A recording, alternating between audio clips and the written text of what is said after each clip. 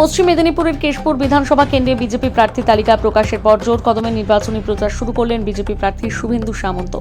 সোমবার দুপুরে কেশপুরের 15 নম্বর অঞ্চলের কৈগেরিয়া এলাকার কালী মন্দিরে পুজো দিয়ে তিনি প্রচারের সূচনা করেন। পুজো দেওয়ার পর দলীয় কর্মী সমর্থকদের সঙ্গে বাজনা সহকারে এলাকা জুড়ে মিছিল করে প্রচারে নামেন তিনি। একই সঙ্গে প্রচারের প্রথম দিন নিজেদের সমর্থনে দেওয়াল লিখনের কাজ শুরু হয়। প্রচারের ফাঁকে সাংবাদিকদের মুখোমুখি হয়ে শুভেন্দু সামন্ত কি জানিয়েছেন আপনাদের সামনে তুলে ধরছি।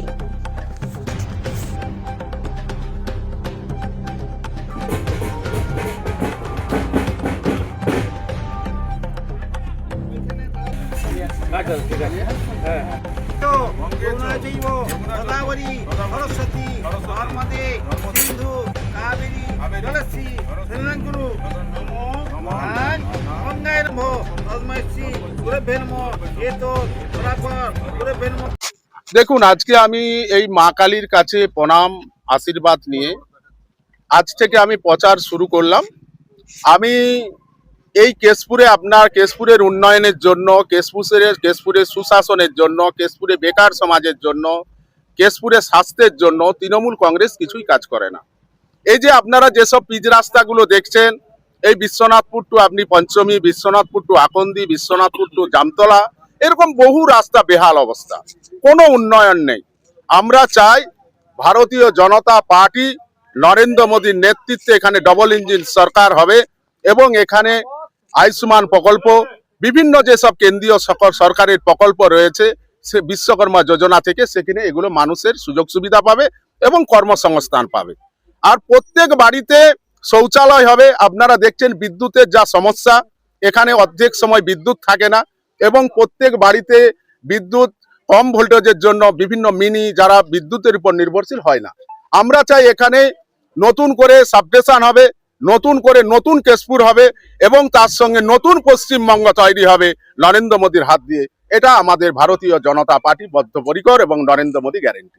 বিগত দিনে দেখা গেছে যে আপনাদের যে বিজেপির যে ক্যান্ডিডেট ছিলেন তার উপরে আক্রমণও হয়েছিল, গাড়ি ভাঙচুর হয়েছিল, তাকে এখান থেকে তাড়িয়ে দেওয়া হয়েছিল প্রচারে আসার পরে। তো সেই জায়গায় দাঁড়িয়ে এবারে আপনারা কতটা সুরক্ষিতভাবে প্রচার করতে পারবেন বলে মনে হচ্ছে? দেখুন, বর্তমানে তৃণমূল কংগ্রেস যেভাবে দৌরাত্ম্য চালিয়েছিল, যেভাবে আমাদের বিগত প্রার্থীর উপর গুণ হারাতে 13 নম্বর অঞ্চলে যেভাবে আক্রমণ চালিয়েছিল, সেই আক্রমণ এবারে করতে পারবে না। তার কারণ তৃণমূল কংগ্রেসের পাশে মানুষ নেই, জনগণ নেই, মানুষও নেই।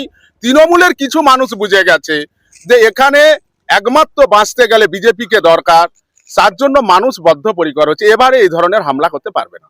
স্ট্র্যাটেজি কি থাকবে আপনাদের প্রচারের স্ট্র্যাটেজি, আমরা প্রত্যেক বাড়ি বাড়ি যাব, কৃষক সম্মান নিধি, উজালা গ্যাস যোজনা এবং প্রত্যেক বাড়িতে শৌচালয়, প্রত্যেক বাড়ির জন্য আবাস যোজনা, প্রত্যেক মানুষের প্রত্যেক ঘর ঘর নলসে জল, ঠিক আছে? এইসব যে ঘর ঘর নলসে জল, যেভাবে দুর্নীতি হয়েছে, প্রত্যেক বাড়িতে জল পড়ছে না, সেগুলো কেন্দ্র সরকার দিচ্ছে। আমাদের যে সমস্ত প্রকল্প আমাদের, সেই প্রকল্পগুলো থেকে তৃণমূল কংগ্রেস সেখান থেকে কাটমানি খাচ্ছে, সেখানে কোনো ডেভেলপমেন্ট হচ্ছে না। আমরা এগুলো মানুষের কাছে বোঝাবো।